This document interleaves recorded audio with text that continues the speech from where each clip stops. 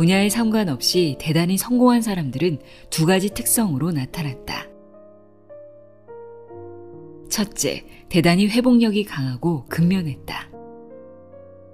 둘째, 자신이 원하는 바가 무엇인지 매우 깊이 이해하고 있었다.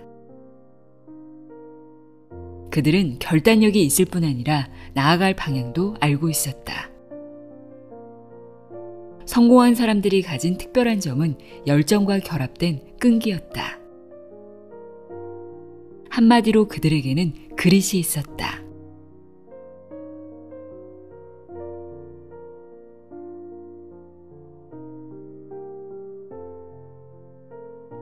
안녕하세요. 나의 소리책갈피 소리내어 읽다입니다.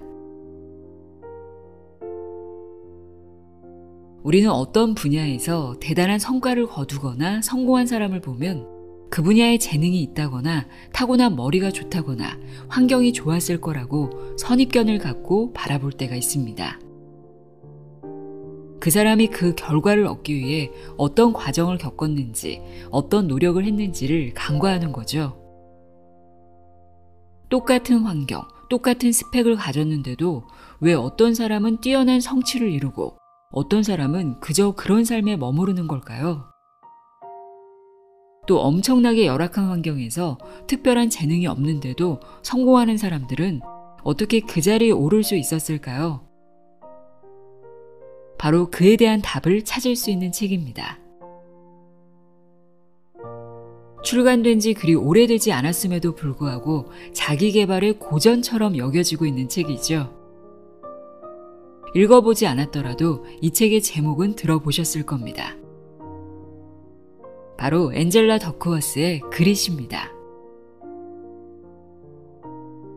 그릿은 포기하지 않고 노력하는 힘입니다. 역경과 실패 앞에서 좌절하지 않고 끈질기게 견딜 수 있는 마음의 근력을 의미하는데요. 그릿의 개념이 알려지기 전까지 많은 사람들이 IQ나 재능, 환경 등이 성공에 상당 부분 영향을 준다고 생각했습니다. 이 책을 통해 성공한 사람들에게는 그것들을 뛰어넘는 그릿의 힘이 작동하고 있다는 것을 인식하게 됐는데요. 펜실베니아 대학교 심리학과 교수인 저자는 10년에 걸친 연구 결과와 실증 사례들, 각계각층 사람들과의 인터뷰를 통해 그릿의 힘이 어떻게 작용하는지 보여줍니다. 나아가 우리가 어떻게 그릿을 기를 수 있는지 명쾌하게 제시하고 있습니다. 오늘 읽어드릴 부분은 그릿을 기르는 방법에 대한 내용입니다. 귀 기울여 들어보세요.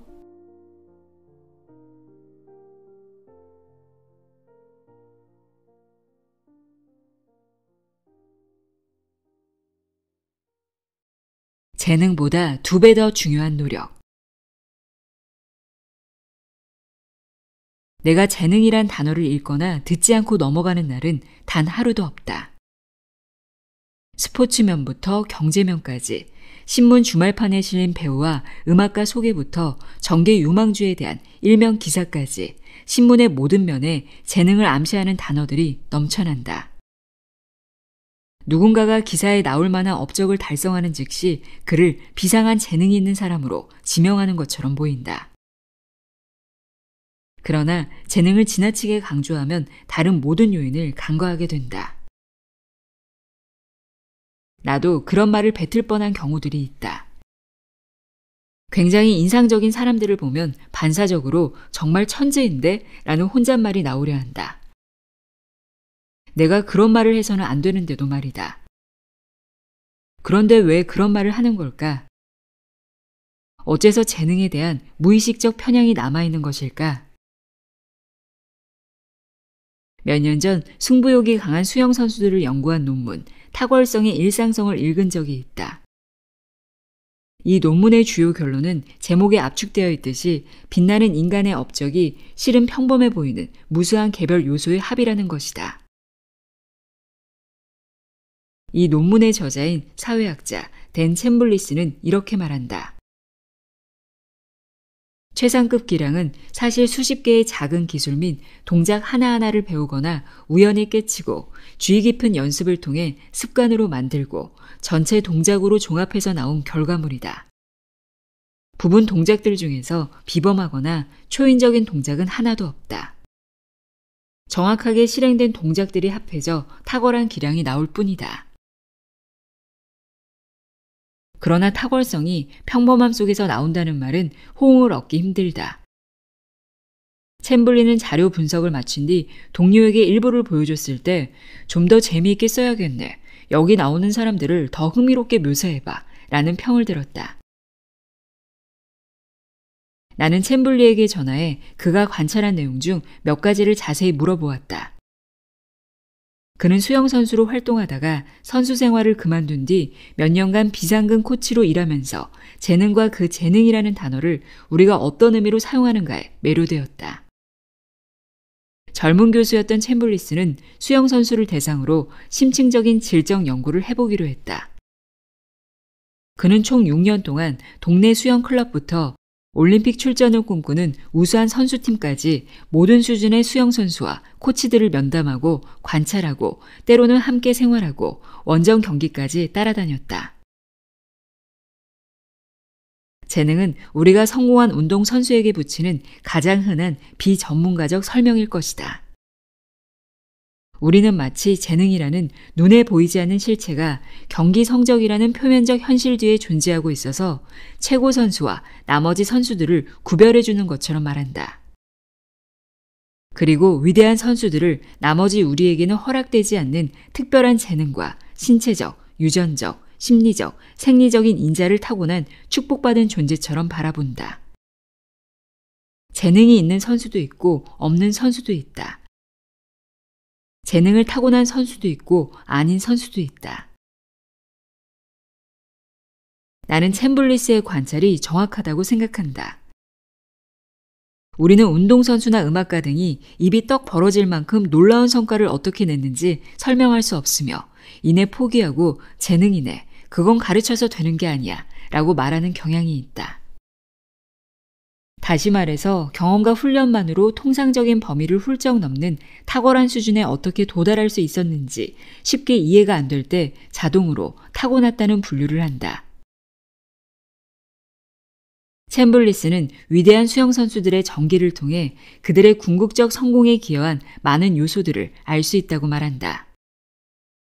예를 들어 아주 뛰어난 수영선수들은 거의 예외 없이 수영에 관심이 있고 코치 강습료와 대회 참가비, 그리고 그에 못지않게 중요한 수영장 이용료를 지불할 정도의 수입이 있는 부모를 두었다. 결정적으로 수년간 수천 시간 동안 연습을 했고 그 모든 연습 시간에 수많은 구성 동작들을 다듬은 결과가 한 번의 결점 없는 경기로 집약돼 나왔다. 재능이 눈부신 기량을 완벽히 설명해준다는 가정은 틀린 듯하지만 한편으로는 이해되기도 한다. 그는 이렇게 설명한다.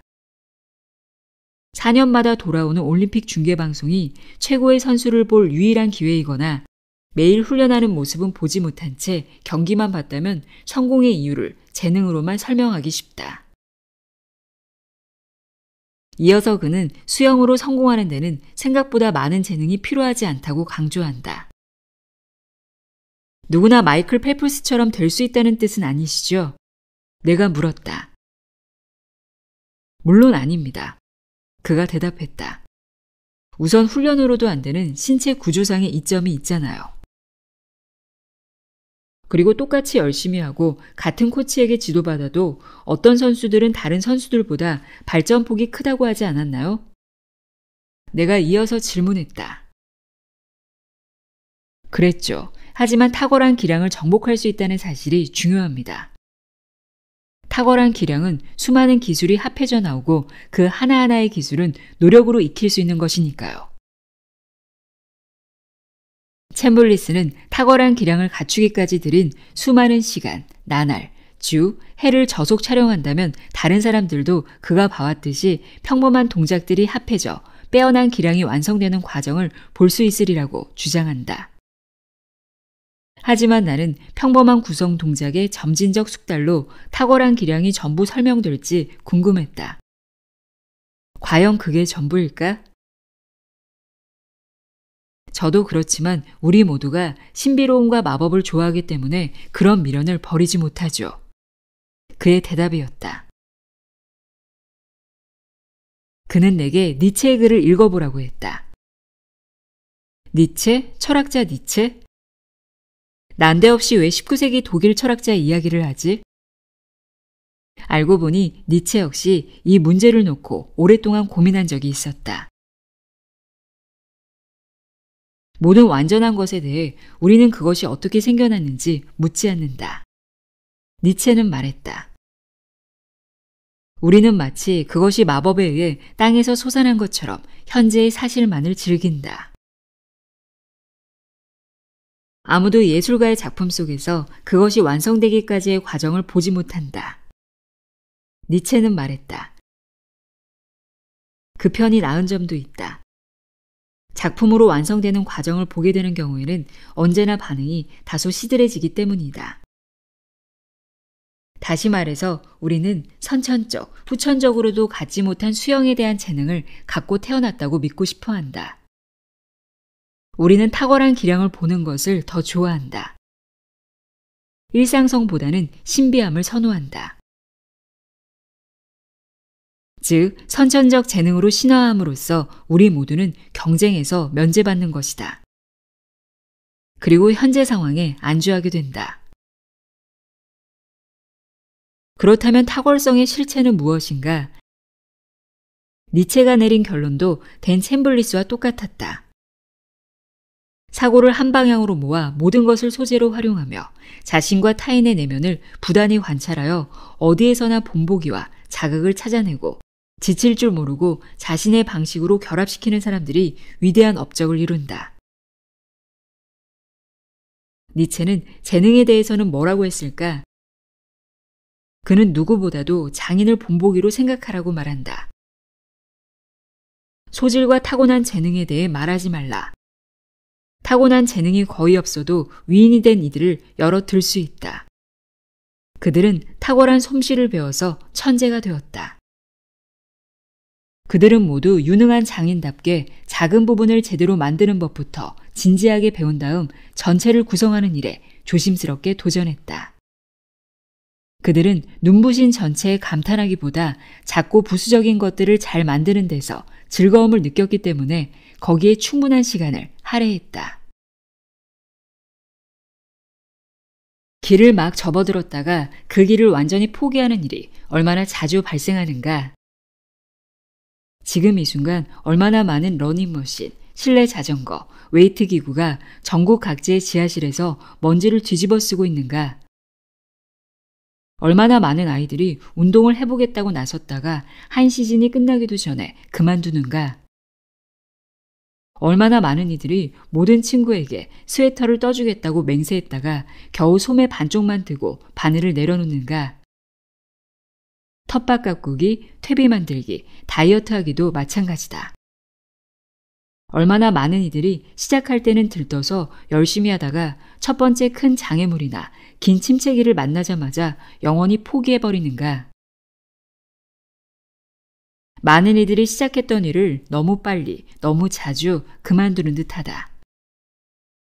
어느 날 하루 기울이는 노력보다는 다음 날, 그 다음 날도 눈을 뜨면 러닝머신 위에 올라갈 각오가 되어 있는 것이 더 중요하다. 내가 제대로 계산했다면 재능은 2배로 갖고 있지만 노력은 절반만 하는 사람은 보통 사람과 같은 기술 수준에 도달할 것이다. 그리고 시간이 지나면서 내놓는 결과물은 훨씬 작을 것이다. 노력형은 기술이 향상됨에 따라 이를 활용해 도자기를 만들고 책을 쓰고 영화를 감독하고 연주회를 한다. 그 도자기, 책, 영화, 연주의 질과 양으로 성공을 판단한다면 끝없는 연습을 통해 재능을 타고난 사람과 동일한 기술 수준에 이른 노력형이 장기적으로 더 큰 성공을 거둘 것이다. 윌 스미스는 이렇게 지적한다. 재능과 기술은 두각을 나타내려고 노력하는 사람, 꿈이 있는 사람, 무언가를 해내고 싶은 사람들이 크게 오해하는 개념들 중 하나입니다. 재능은 선천적으로 타고나지만 기술은 무수히 많은 시간 동안 다듬을 때만 향상됩니다. 나는 여기에 기술이 성취와도 다르다는 말을 덧붙이고자 한다. 노력하지 않을 때 당신의 재능은 발휘되지 않은 잠재력일 뿐이다. 재능이 기량으로 발전할 수도 있지만 노력 없이는 불가능하다. 노력은 재능을 기량으로 발전시켜주는 동시에 기량이 결실로 이어지게 해준다. 그릿을 기르는 4가지 방법. 그릿이 발달할 수 있다면 어떤 식으로 발달하는가? 나는 거의 매일 자신도 좀 더 그릿이 있으면 좋겠다는 사람들에게서 이메일과 편지를 받는다. 그들은 어떤 것도 실력이 늘 때까지 진득이 붙들고 있지 못한다고 한탄한다. 그리고 자기 재능을 허비하고 있다고 생각한다. 장기 목표의 수립을 간절히 원하고 그 목표를 열정과 끈기를 갖고 추구하길 바란다. 하지만 그들은 어디서부터 시작해야 할지 모른다. 그렇다면 일단 지금의 자기 위치를 이해하는 일부터 시작하는 것이 좋다. 원하는 만큼 그릿이 없다면 그 이유를 스스로에게 물어라. 사람들은 이런 뻔한 대답을 내놓을 것이다. 내가 게을러서 그렇겠죠. 이런 대답도 나올 것이다. 나는 뭐든 잘 잊어버려요. 또 이럴 것이다. 일을 진득이 못하는 성격이에요. 나는 이런 대답이 전부 틀렸다고 생각한다. 사람들이 어떤 일을 포기할 때는 이유가 있다. 사실 각양각색의 이유로 포기한다. 당신이 하던 일을 포기하기 직전에 아래의 4가지 생각 중 어느 하나가 머릿속을 스쳐 지나갔을 것이다. 지루해. 노력할 가치가 없어. 이것은 내게 중요한 일이 아니야. 나는 못하겠으니 포기하는 게 좋겠어. 이런 생각들을 한다고 해서 그게 도덕적으로나 윤리적으로 잘못은 아니다. 그릿의 전형인 사람들도 목표들을 포기한다. 하지만 문제의 목표가 상위 수준의 것일수록 그들은 더욱 고집스럽게 끝을 보려 한다. 가장 중요한 점은 그릿의 전형들은 나침반을 바꾸지 않는다는 것이다. 그들은 모든 자기 행동의 지침이 되는 단 하나의 중요한 목표에 대해서만큼은 위에 열거된 발언을 입 밖에도 꺼내지 않는다. 그릿의 발달 과정에 대해 내가 알게 된 내용들은 탁월한 열정과 끈기의 완벽한 본보기인 사람들과의 면담에서 온 것들이 많다. 나는 이 책 곳곳에서 그들과의 대화를 부분적으로 인용했다. 이를 통해 독자가 그들의 머리와 가슴을 들여다보고 자신이 따를 만한 믿음, 태도, 습관 등을 찾게 되길 바란다. 연구를 종합했을 때 성숙한 그릿의 전형들이 공통적으로 갖고 있는 4가지 심리적 자산이 드러났다. 이는 위에서 열거된 핑계를 각각 반박해주며 수년에 걸쳐 일정 순서로 발달하는 경향을 보인다. 첫째는 관심이다. 열정은 당신이 하는 일을 진정으로 즐기는 데서 시작된다. 내가 조사했던 그릿의 전형들도 모두 자신의 일 중에서 재미가 덜한 측면이 있었고 전혀 즐겁지 않은 잡일이지만 참고 하는 일이 적어도 한두 가지는 있었다. 그럼에도 불구하고 대체로 자기 일에 푹 빠져 있고 일에서 의미를 발견한다. 계속 일의 매력을 느끼고 아이 같은 호기심을 내비치는 그들은 나는 내 일을 사랑해 라고 온몸으로 외친다. 둘째는 연습이다. 이는 어제보다 잘하려고 매일 단련하는 종류의 끈기를 말한다. 그러니까 특정 영역에 관심을 느끼고 발전시킨 다음에는 온 마음을 다해 집중하고 난관을 극복하며 기술을 연습하고 숙달시켜야 한다. 하루에 몇 시간씩, 몇 주, 몇 개월, 몇 년 동안 자신의 약점을 집중적으로 반복 연습해야 한다. 그릿은 현재에 안주하기를 거부한다. 관심이 무엇이든 이미 얼마나 탁월한 수준에 이르렀든 상관없이 그릿의 전형들은 무슨 일이 있어도 지금보다 나아질 거야 라는 말을 입에 달고 산다. 셋째는 목적이다. 자신의 일이 중요하다는 확신이 열정을 무르익게 한다. 목적이 없는 관심을 평생 유지하기란 대부분의 사람들에게 거의 불가능한 일이다. 따라서 개인적으로 흥미로운 동시에 타인의 안녕과 밀접한 관련이 있는 일을 찾아내지 않으면 안 된다.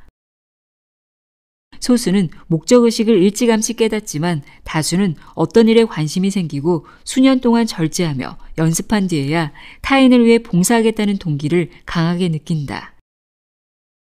그러나 그릿이 발달한 사람들은 하나같이 이렇게 말한다.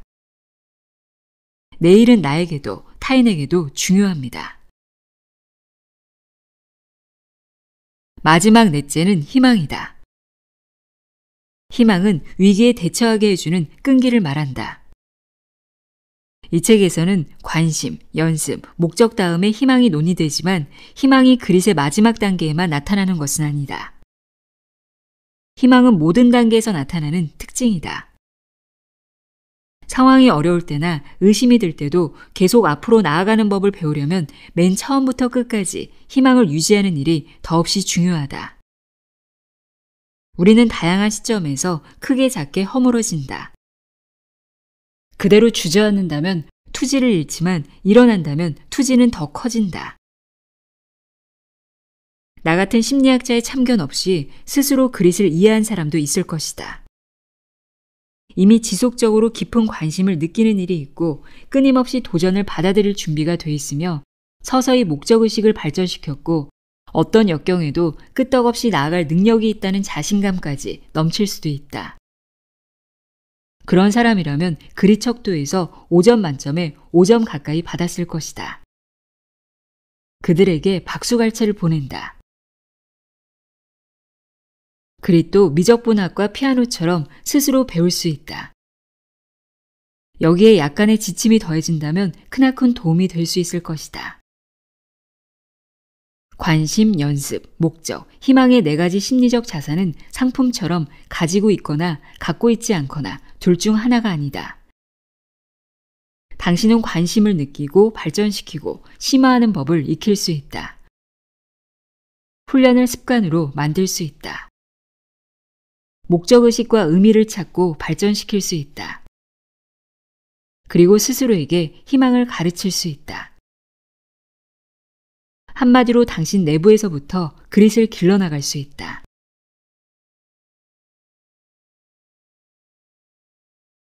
의식적인 연습을 100% 활용하는 법. 훌륭한 코치, 멘토, 교사를 구하는 것 외에 어떻게 하면 의식적인 연습에서 최대의 결과를 얻어내고 힘들게 연습한 사람만이 누릴 자격이 있는 몰입 상태를 더 경험할 수 있는가? 첫째, 과학적 원리를 이해한다. 의식적인 연습의 기본 요건들은 특별한 게 없다. 명료하게 진술된 도전적 목표, 완벽한 집중과 노력, 즉각적이고 유용한 피드백, 반성과 개선을 동반한 반복.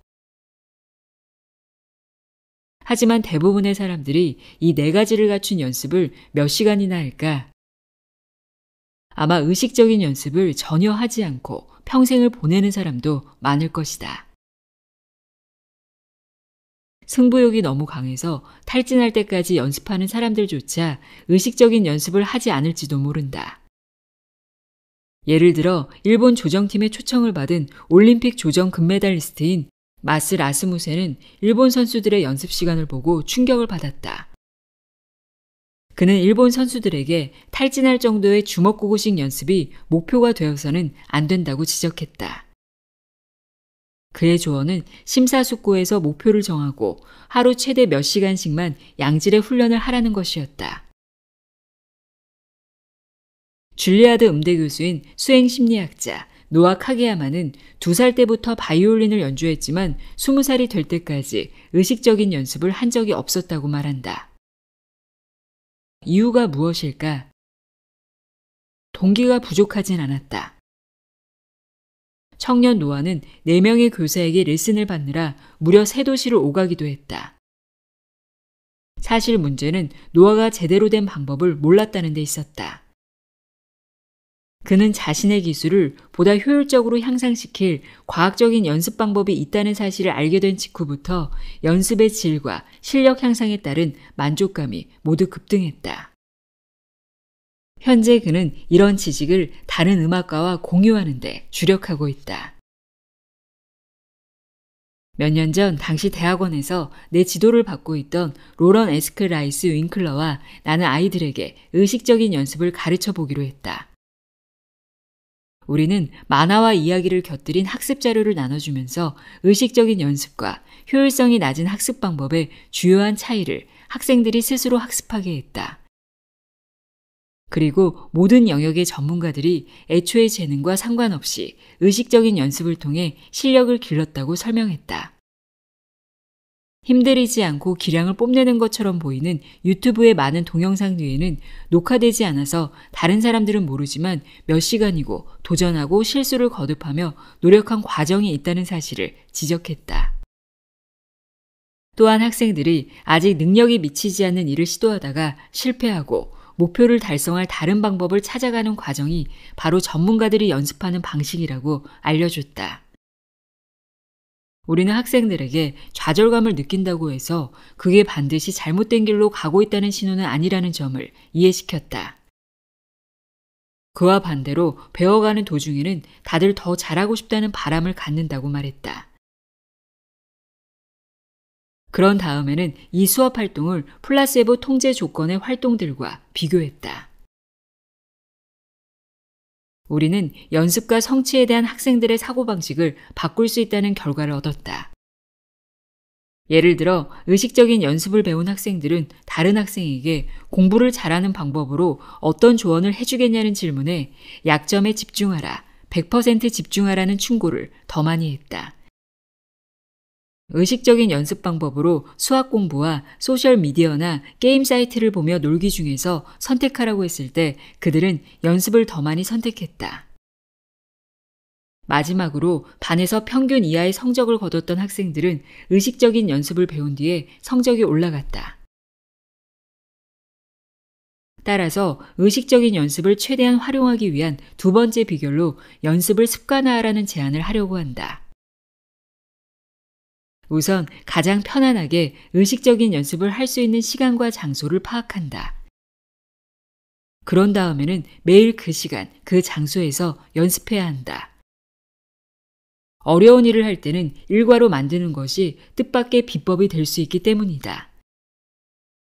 내 연구 몇 편을 비롯해 산더미 같은 다른 연구들이 매일 같은 시간, 같은 장소에서 연습하는 습관을 들이면 생각할 것도 없이 미적거리지 않고 바로 시작할 수 있다는 사실을 보여준다.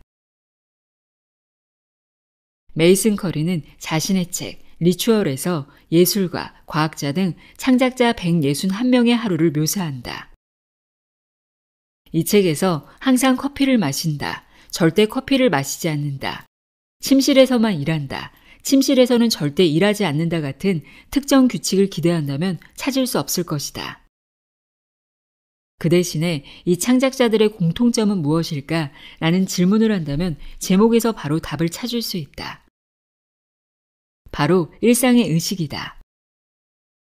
이 책에 나오는 모든 전문가는 각자의 방식으로 오랫동안 혼자 의식적인 연습을 꾸준히 해왔다. 그들은 일과표대로 움직인다. 그들은 습관의 존재이다. 연재 만화 피너츠를 18,000편 가까이 그렸던 만화가 찰스 슐츠는 매일 새벽에 일어나 샤워와 면도를 하고 자녀들과 아침 식사를 했다. 그런 다음 학교에 데려다주고는 작업실로 가서 아이들이 학교할 때까지 햄 샌드위치와 우유로 점심을 때우며 일했다. 마야 안젤로 작가는 잠에서 깨면 남편과 커피를 마신 다음에 아침 7시까지는 반드시 작고 초라한 호텔방으로 가서 오후 2시까지 방해받지 않고 글을 쓰는 것을 일과로 삼았다. 같은 시간과 장소에서 계속 연습하다 보면 의식적으로 생각하며 시작했던 일을 점차 자동으로 하게 된다. 윌리엄 제임스는 모든 일을 시작할 때 매일 새로 결정해야 하는 사람보다 가련한 인간은 없다고 했다. 나도 이 책을 쓰면서 금방 배운 교훈이었다. 그렇다면 내 습관은 무엇일까? 내가 책을 완성할 수 있도록 해준 간단한 하루 계획은 아침 8시가 되면 서재로 들어가 전날 쓴 원고를 다시 읽어보는 것이었다. 습관이 지필 자체를 쉽게 만들어주진 않았지만 확실히 작업을 수월하게 시작할 수 있었다. 의식적인 연습을 최대한 활용하기 위한 세 번째 비결은 바로 연습을 경험하는 방식을 바꾸라는 것이다. 테리는 완전한 초보자부터 올림픽 우승 선수에 이르기까지 다양한 수준의 수영 선수들을 지도했고 본인도 미국 마스터스 바다 수영대회에서 기록을 수립한 적이 있었다. 내가 그의 관점에 특별한 관심을 가졌던 이유는 그가 완전 몰입 수영법, 즉 기본적으로 긴장을 풀고 수영법에 신경을 쓰면서 나아가는 방법을 오랫동안 주장해왔기 때문이다. 의식적인 연습도 기분이 좋아질 수 있죠. 테리가 말했다. 노력하면 도전을 두려워하기보다 수용하는 법을 배울 수 있기 때문입니다. 분명한 목표와 피드백 등 의식적인 연습 때 해야 할 일들을 전부 하면서도 기분 좋게 연습할 수 있습니다. 판단을 배제하고 그 순간의 자기 모습 그대로 인식하는 것이 중요합니다. 그가 말을 이어갔다. 도전을 즐기는데 방해가 되는 판단에서 자신을 해방시켜야 합니다. 테리와 통화를 끝낸 후 영유아는 거의 항상 자신이 할 수 없는 일을 거듭 시도하지만 특별히 창피해하거나 불안해하지 않는다는 사실에 생각이 미쳤다. 고생 끝에 낙이 온다지만 취학 전 아이들에게는 그 무엇도 고생이 아닌 것처럼 보였다. 아동의 학습 과정을 평생 연구해온 두 심리학자 엘레나 보드로바와 데보라 렁은 영유아는 실수에 개의치 않고 배움에만 몰두한다는데 의견을 같이 한다. 앉으려고 애쓰는 아기나 걸음마를 배우는 돌쟁이를 한번 지켜보라. 실수하고 또 실수하고 실패하고 또 실패한다. 그러면서도 자신의 기술 수준을 능가하는 일에 온전히 집중해서 도전하고 많은 피드백을 받으며 배워간다. 감정적으로는 어떨까?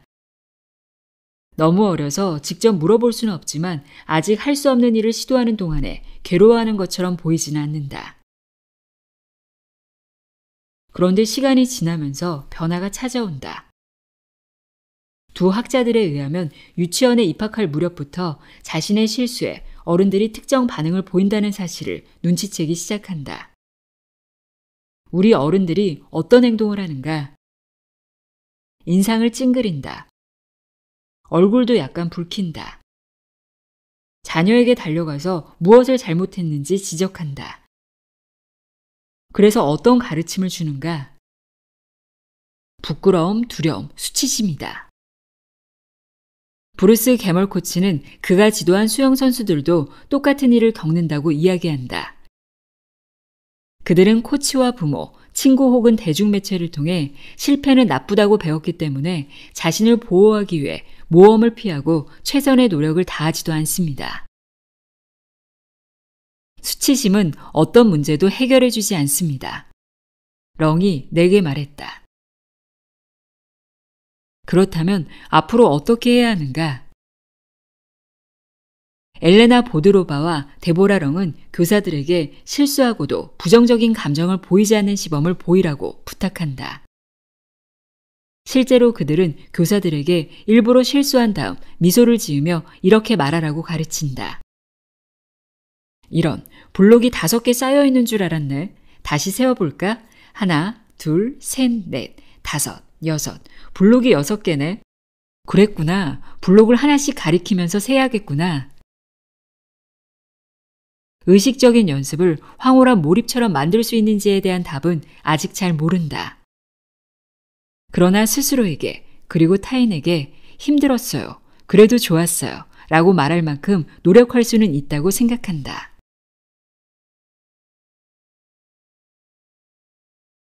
더 큰 목적을 위해 움직이는 사람들. 그릿의 전형들과 대화하는 동안 그들은 모두 자신이 추구하는 일에 목적이 있다고 말했다. 그것은 단순한 의도보다 훨씬 깊이 있는 무언가를 의미했다. 그릿의 전형들은 단순히 목표 지향적이라기보다 그 목표가 특별한 성격을 띠고 있다. 내가 좀 더 얘기해 주시겠어요? 그게 무슨 뜻이죠? 라고 캐물으면 그들은 자신의 느낌을 정확히 표현할 말을 찾느라 더듬거리면서 진심 어린 답변을 들려주고는 했다. 그런데 그 답변에는 언제나 타인이 언급됐다. 자녀들, 고객, 내 학생 등 특정한 타인이 언급될 때도 있었고, 이 나라 스포츠, 과학, 사회처럼 상당히 추상적인 타인이 언급될 때도 있었다. 어떤 대답이든 요지는 같았다. 자신의 노력이 궁극적으로는 타인에게 유익을 가져오기 때문에 밤낮을 가리지 않는 수고, 좌절과 실망, 고군분투, 희생, 이 모든 것들을 감수할 가치가 있다는 것이다. 목적 개념의 핵심은 우리가 하는 일이 자신 외의 사람들에게도 중요하다는 생각이다. 그릿의 전형인 미술운동가 제인 골든도 마찬가지다. 미술에 관심이 있었던 골든은 대학 졸업 후에 로스앤젤레스에서 벽화가로 활동했다. 골든은 20대 후반에 만성 자가 면역 질환인 루푸스에 걸려서 오래 살지 못할 거라는 진단을 받았다. 너무 충격적인 소식이라서 인생을 완전히 다른 눈으로 보게 되었어요. 그녀가 말했다. 골든은 급성 증상이 완화됐을 때 처음에 진단받은 기간보다는 오래 살겠지만 만성 통증을 안고 살게 되리라는 사실을 깨달았다. 고향인 필라델피아로 돌아온 그녀는 시장실 산하기관에서 작은 방 그래피티 프로그램을 맡게 되었고 그 후 30년 동안 소규모 프로그램을 세상에서 가장 큰 규모의 공공미술 프로그램으로 키워냈다. 현재 50대 후반인 골든은 지금도 아침 일찍부터 저녁 늦게까지 일주일에 6, 7일을 일한다.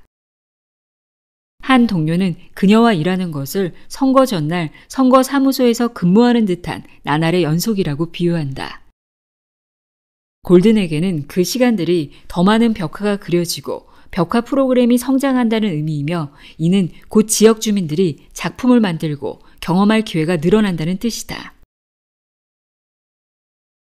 지금 루푸스는 어떠냐는 내 질문에 골든은 이제 통증은 동반자와 같다고 무덤덤하게 말했다. 한 번은 기자에게 이렇게 말한 적도 있었다. 울었던 적도 많아요. 바위를 언덕으로 밀고 올라가는 것 같은 이 일을 더는 못하겠다는 생각도 종종 합니다.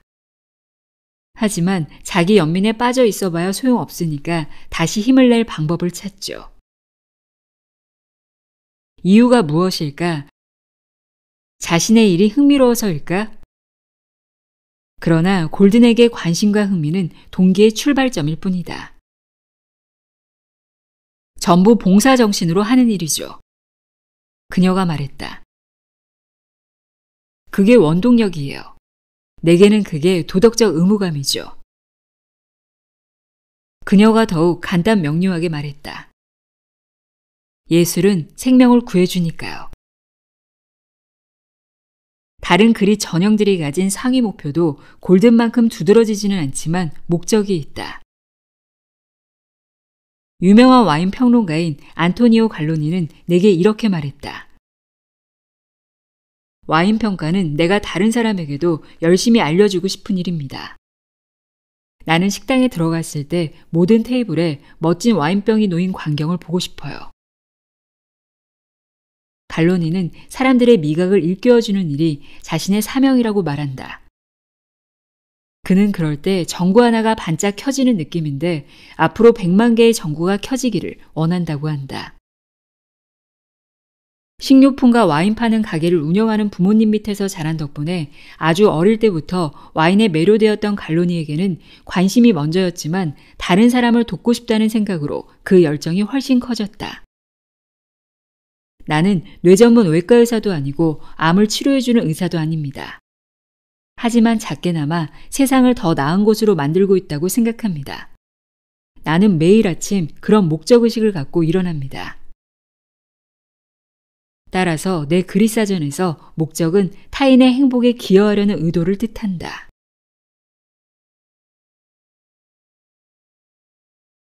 역경을 낙관적으로 받아들이는 자세.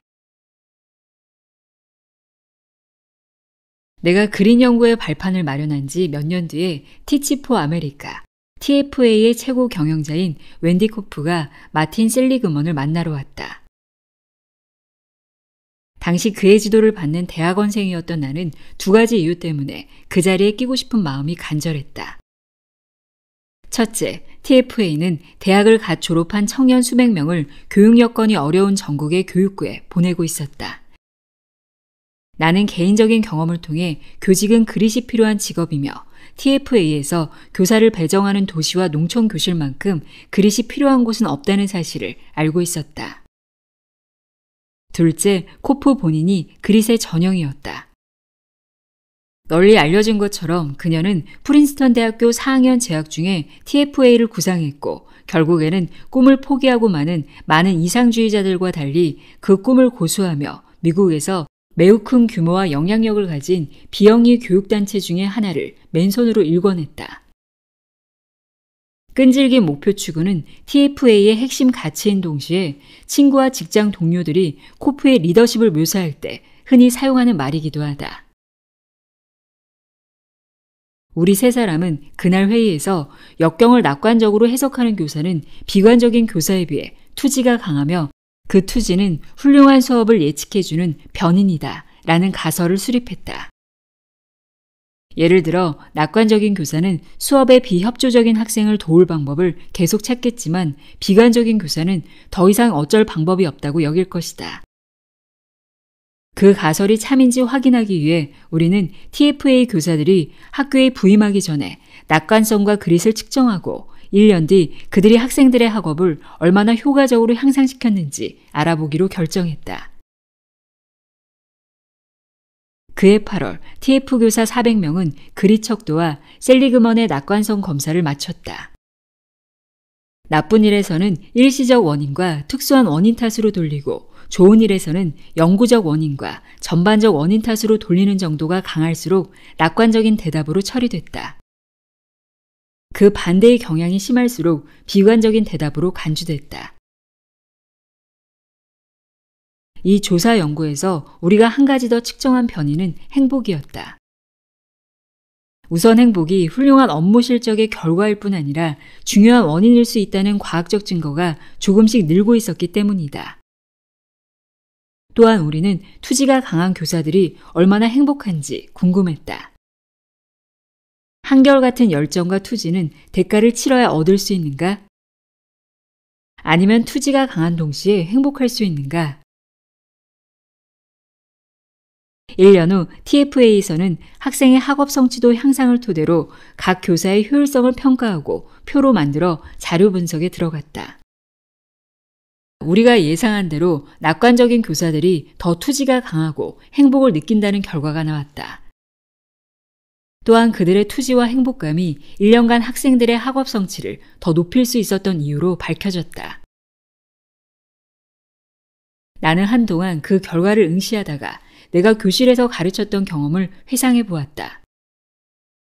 오후에 화가 나고 지친 상태로 퇴근했던 많은 날들이 기억났다. 내 자신의 무능과 아이들의 무능을 탓하는 비극적인 자기 대화와 싸웠던 기억도 났다. 그리고 아침에 일어나서 이제 써볼 수 있는 방법은 한 가지뿐이라며 이런 생각도 했다. 초콜릿바를 가져가서 여러 조각으로 나눠 보여주면 아이들이 분수 개념을 이해할지도 몰라.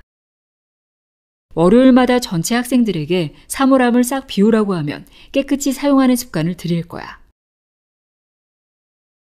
웬디 코프의 직관과 TFA의 젊은 교사들에게서 수집한 자료, 그릿의 전형들과의 면담, 50년 동안 축적된 심리학 연구 결과들이 전부 동일한 상식적 결론을 가리켰다. 상황을 개선시킬 방법을 계속 찾는다면 마침내 그것을 발견할 가능성이 높다. 그에 반해 방법이 없을 거라 지레 짐작하고 포기한다면 단언컨대 절대 찾지 못할 것이다. 자주 인용되는 헨리 포드의 말을 빌리면 이와 같다. 할 수 있다고 생각하면 할 수 있고 할 수 없다고 생각하면 할 수 없을 것이다. 낙관적인 사고방식은 어떻게 만들어지는가? 캐럴 드웩은 심리학을 전공하는 대학생이었다. 드웩은 남들이 포기하는 상황에서도 굴하지 않는 사람들이 있다는 사실에 늘 강한 흥미를 느꼈다. 그녀는 대학을 졸업한 뒤 바로 심리학 석박사 과정에 들어가 이 문제에 매달렸다.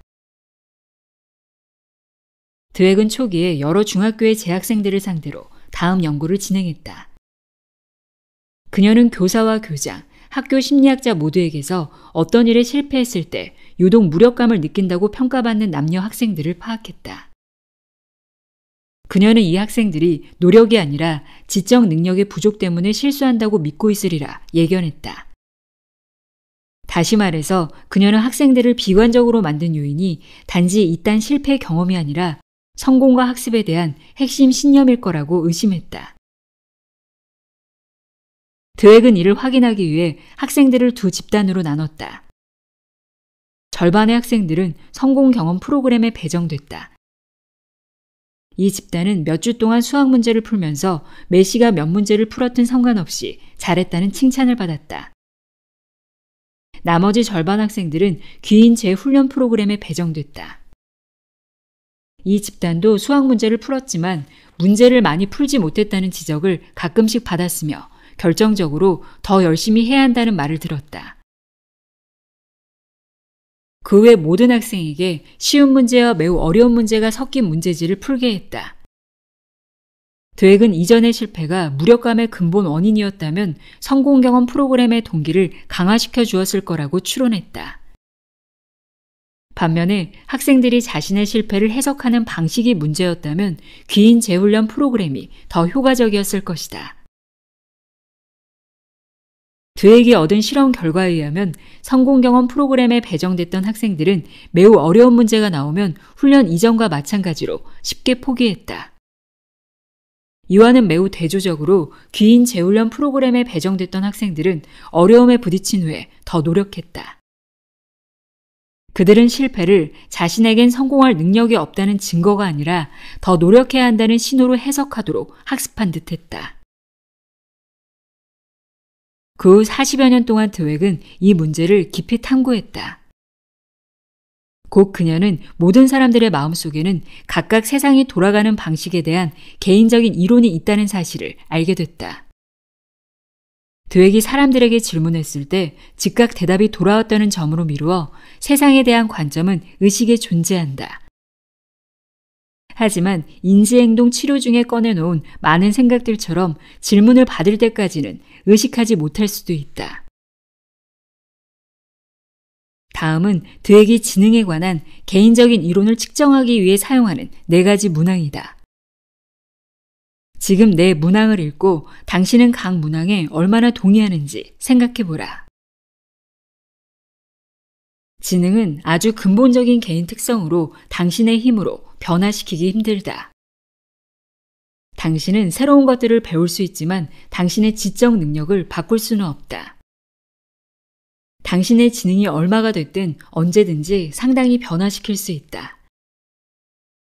당신은 언제라도 지적 능력을 크게 변화시킬 수 있다.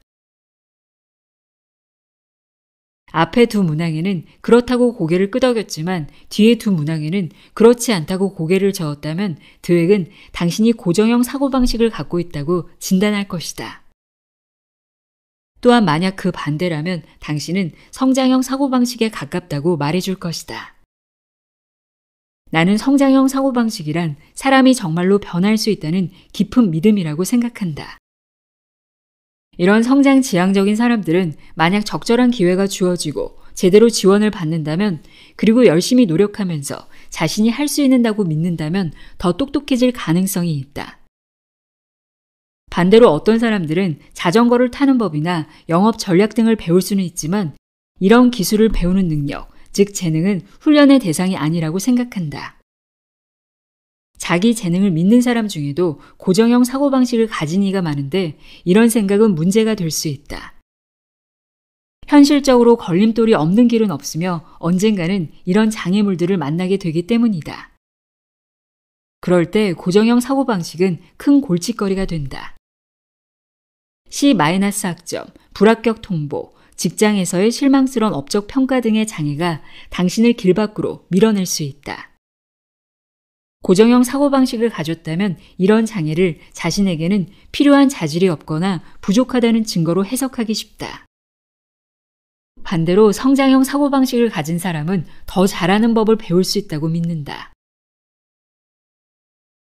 사고방식은 낙관성처럼 모든 생활 영역에 영향을 미친다. 예컨대 성장형 사고방식을 지녔다면 학교 생활도 더 잘하고 정서적, 신체적으로도 건강하며 타인과 굳건하고 긍정적인 사회적 관계를 형성할 가능성이 높다. 몇 년 전 드웨과 나는 2,000명이 넘는 고등학교 졸업반 학생들을 대상으로 성장형 사고방식을 측정하는 설문조사를 했다. 그 결과 성장형 사고방식을 지닌 학생들이 고정형 사고방식의 학생들보다 그릿이 훨씬 높다는 사실을 발견했다. 나아가 그릿이 높은 학생들은 성적이 더 좋으며 졸업 후에 대학에 진학하고 학위를 딸 가능성도 더 높았다. 그 후 아동과 성인에게도 성장형 사고방식과 그릿을 측정해 본 결과 모든 표본에서 둘의 긍정적 상관관계를 확인할 수 있었다. 사람들의 사고방식은 어디에서 오는가? 드웩은 그 대답으로 당신의 성공과 실패의 역사에 있어 그 결과에 대해 주변 사람들이 보였던 반응, 특히 권위 있는 인물들의 반응을 지목할 것이다. 당신이 어린 시절 무언가를 아주 잘했을 때 사람들에게 무슨 말을 들었는지 떠올려 보라. 당신의 재능에 대해 칭찬받았는가? 아니면 노력에 대해 칭찬받았는가? 어느 경우였든 아마 지금의 당신은 그때 들은 것과 동일한 언어로 승리와 패배를 평가하고 있을 것이다.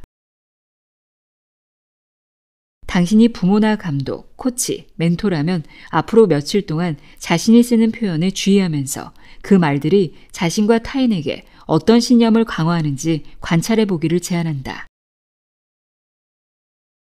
성장형 사고방식과 그릿을 약화하는 표현. 너는 타고났어. 마음에 든다. 적어도 노력은 했잖니. 참 잘했어. 굉장한 재능이구나. 어려운 거야. 설령 못하더라도 상심할 것 없어. 이건 너의 강점이 아닌가 보다. 내가 기여할 다른 일이 있을 테니까 걱정하지 마. 성장형 사고방식과 그릿을 강화하는 표현. 열심히 배우는구나. 마음에 든다. 결과가 안 좋았네. 어떤 식으로 했는지, 어떻게 하면 나을지 이야기해보자. 참 잘했어. 더 개선할 부분은 뭐가 있을까? 어려운 거야. 아직 못한다고 해서 상심할 것 없어. 나는 목표 기준을 좀 높게 잡아. 같이 그 기준에 도달할 수 있도록 내가 이끌어 줄게.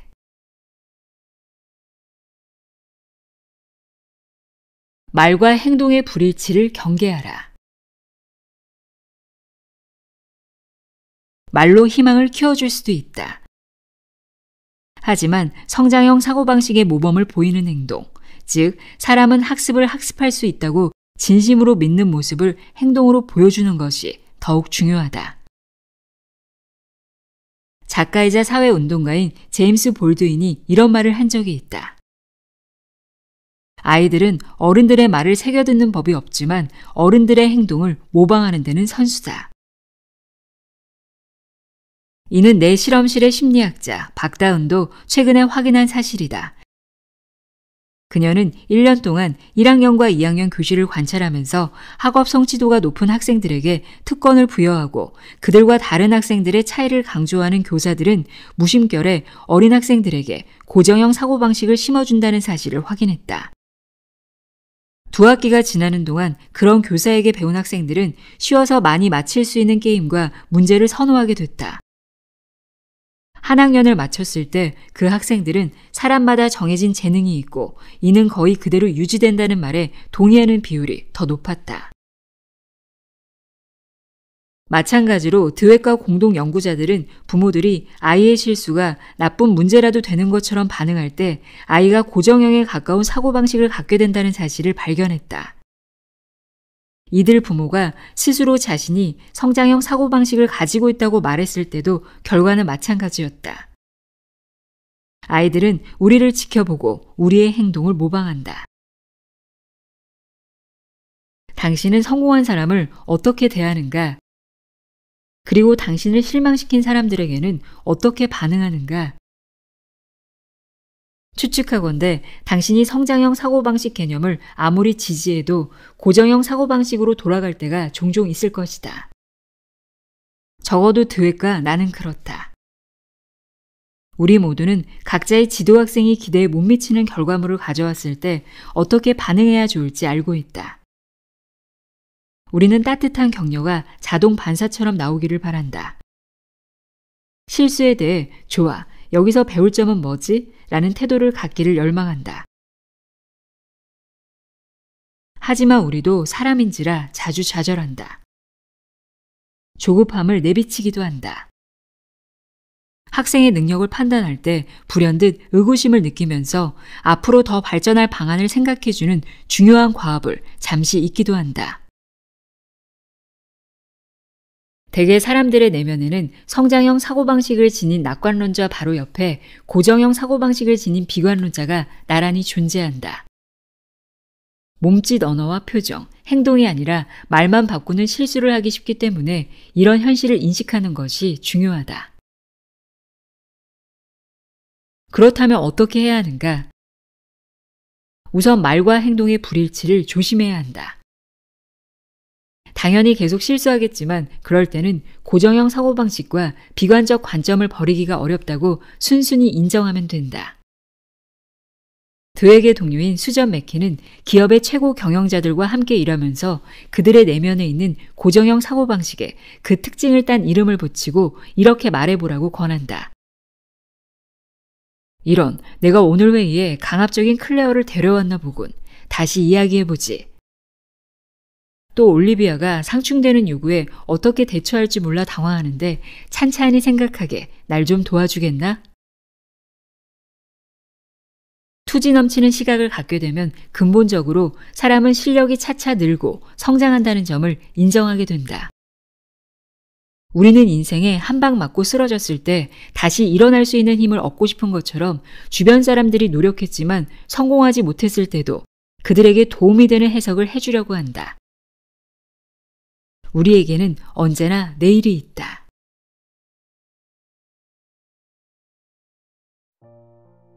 그릿, 내용의 일부를 읽어드렸습니다. 아이를 키우는 부모라면 혹은 교육 쪽에서 일을 하고 있다면 이 책은 꼭 한번 읽어봐야 할 필독서라고 생각합니다. 오늘도 함께 해주셔서 고맙습니다.